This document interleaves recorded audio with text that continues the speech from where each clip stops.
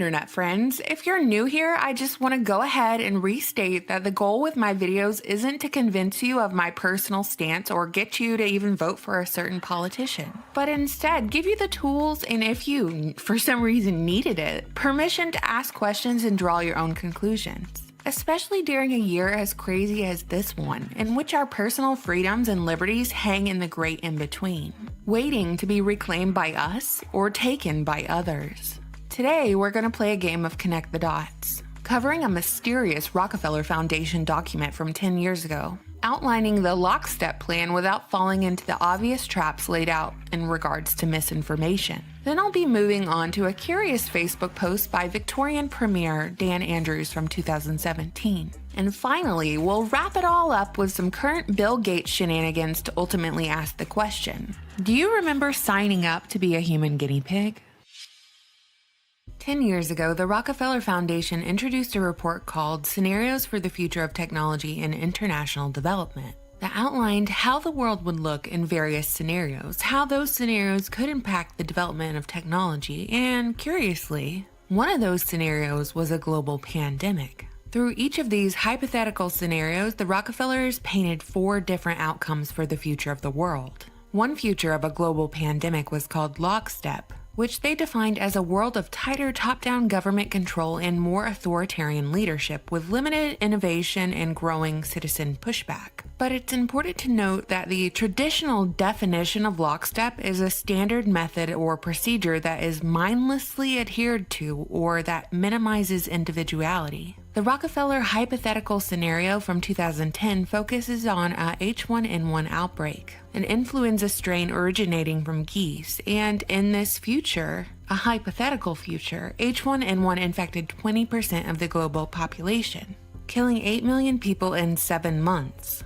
The Chinese government's swift lockdown measures and enforcement of mandatory quarantine for all citizens, as well as hermetic sealing of their border, yielded a favorable outcome, while the United States' initial policy of just discouraging citizens from travel proved too lenient, spreading the virus across the US and abroad. As the pandemic progressed, national leaders took on authoritarian roles under the guise of protecting their citizens, which first started in the form of mandatory face masks and temperature checkpoints at train stations and supermarkets. But the funny part is that even after the pandemic was over, the worldwide authoritarian control remained. At first, citizens willingly gave up their privacy and freedoms in the name of safety and health.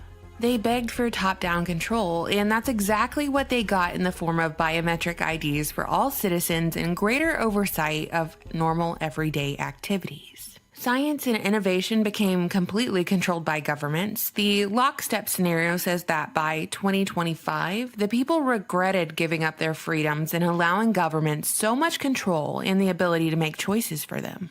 The final line of the scenario says that the feeling lingered that sooner or later something would inevitably upset the neat order that the world's government had worked so hard to establish. The way that's written, it's as if people in their desire for freedom was the true problem, not the authoritarian desire for control over the masses in the form of medical tyranny. Even though this was published 10 years ago, don't you see a lot of odd parallels to the reality we're living in? It's curious that it was the Rockefeller Foundation who produced this document, since big oil has been big pharma since 1874, all starting with the Rockefeller family and Standard Oil. A man by the name of Devil Bill sired oil magnate John D. Rockefeller, who built Standard Oil. Devil Bill was well known as a bigamist, a con artist, and most notably, a snake oil salesman. At the turn of the century, the Rockefellers funneled $129 million into the creation of the General Education Board, which shaped our current schooling system. So the Rockefellers, along with the Carnegie Foundations, were key in managing schooling specifically for African Americans in the South, using their private wealth to shape race relations. Eventually, the Rockefeller Foundation shaped and funded many aspects of modern medicine. And fun fact, they were a primary financer of an institute that served as the Center for Eugenics Research until 1939. Now, our favorite fact-checking website Snopes has had a complete heyday with this document, this Operation Lockstep, whatever you want to call it. They've completely dismissed this Rockefeller document as an operation manual for the future, pointing to the fact that the Rockefellers highlighted H1N1 as the virus for global pandemic, not corona. So with this straw man argument, there's no way this document was used as a manual to manufacture or manipulate a virus in the news cycle in order to bring about the police state. But do you see what I see? From mandatory masks and temperature checks, from the dynamic between the US and China, to the use of technology to restrict our privacy and movement under the guise of health and safety. All of these things have already come to pass. The future the Rockefellers predicted is now a reality. Speaking of New World Order operation manuals, 1,000,001 coincidences, and a dystopian future that is now a reality, let us turn to Australia, particularly the Victorian Premier Dan Andrews and his absolutely remarkable Nostradamus-like foresight, as he's announced his plans to allow the current state of emergency to extend into mid-September of 2021. I told you last week that in Melbourne, Australia, the Stage 4 lockdown was getting pretty serious. With the release of high-tech surveillance drones to identify individuals outside not wearing masks or properly social distancing, as well as scanning for vehicles in violation of curfew. But what I didn't tell you was the exciting news of what was to come. Because apparently I missed the announcement back in 2017 when Dan Andrews made this Facebook post which announced, every baby born in 2020 and 2021 will be invited to be a part of the biggest clinical study in our history. It could be a game changer for fighting disease, the first of its kind anywhere in the world. And it's happening right here in Victoria. His post linked to an article behind a paywall that outlined Project Gen V, which aims to track the lives of babies from the time they're born until their old age, to identify causes of disease and complete interventional trials and prevention of disease. And guess what? Along the way, they're creating a huge database, specifically of babies born in Victoria between 2020 and 2021. As a side note, if you're an expecting mom in Victoria right now, I did some digging for you, and it appears you can opt out of this program, but you must articulate it. You must say no, you must say you want to opt out, so keep that in mind. Anyway, Dan Andrews, with his extended powers of lockdown until 2021, turning Australia into a prison once again with surveillance and destruction of personal freedoms and liberties before your newborn baby's foot ever touches the earth, stated all of this back in 2017, much like how the Rockefellers outlined lockstep back in 2010. The irony now is, of course, Australians under Stage 4 lockdown, if they want to make their voice heard, well, that's too bad. You're not allowed to leave your house because you might infect someone. What are you, selfish? How many times have you heard that one, by the way? Not only that, how effective would a citizen uprising be when citizens are so outgunned? Given that between October 1996 and September 1997, Australia responded to its own gun violence problem by collecting roughly 650,000 privately held guns.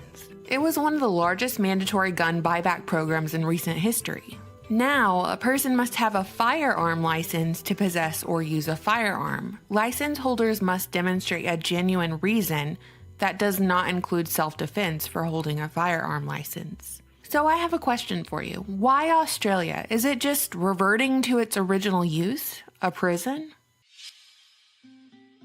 I've said this in previous videos, there's one guy who represents the continuum of Rockefeller medicine, or the continuum of their long-established formula of problem, reaction, and solution with a little dash of eugenics thrown in. Just exchange big oil for big tech, and that's Bill Gates. Much like the Rockefeller Foundation, over the last decade, the very visible Bill and Melinda Gates Foundation has been warning about a pandemic that would wipe out a large percentage of the population. Back in 2018, Bill Gates ran a pandemic virus simulation which he projected would kill 33 million people if that simulation came to fruition. A year later, alongside the Johns Hopkins Center, the Gates Foundation hosted Event 201 at the World Economic Forum in October of 2019.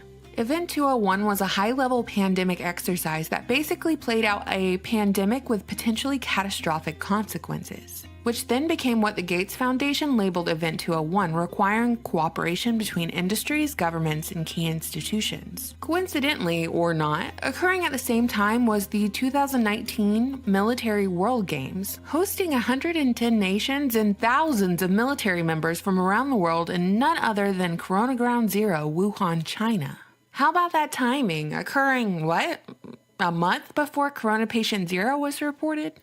How about that spot-on clairvoyance? Does Event 201 sound a little familiar? Like Rockefeller's lockstep? On February 28, 2020, Bill Gates called corona the once-in-a-century pathogen we've all been worried about as he sounded the alarm for world leaders to respond accordingly and lock down the economy. And remember, at the beginning of all this, they kept just saying, 2 more weeks, just give us 2 more weeks. And now they've totally abandoned the discussion of when all of this will end. Throughout 2020, who's been the spokesperson for corona and her medical tyranny? Bill Gates. Not only the spokesperson, but the champion for a cure in the form of a vaccine. One in which he and the rest of the corona ringleaders are financially invested. And the reason why you'll never hear any negative press about him from legacy media is because he literally bankrolls the news. A recent examination of the charitable grants that the Gates Foundation had made through the end of June found more than $250 million going towards journalism. And the recipients included the BBC, NBC, Al Jazeera, ProPublica, National Journal, The Guardian, Univision, Medium, The Financial Times, and The Atlantic. PolitiFact and USA Today, which are run by institutions which have received funds from the Gates Foundation, have even used their fact-checking platforms to defend Gates from false conspiracy theories and misinformation, like the idea that the foundation has financial investments in companies developing COVID vaccines and therapies. In fact, the Gates Foundation's website and most recent tax forms clearly show investments in vaccine companies.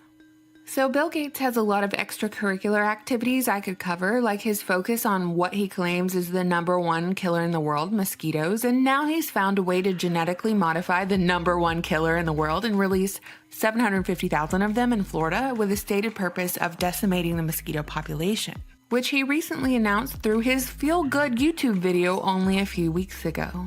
Apparently, now he has his sights set on building nuclear power plants to fight climate change. I could go on endlessly about Bill Gates, about how and why he could possibly have the authority to dictate public health policy, to experiment on the population with only praise from the media.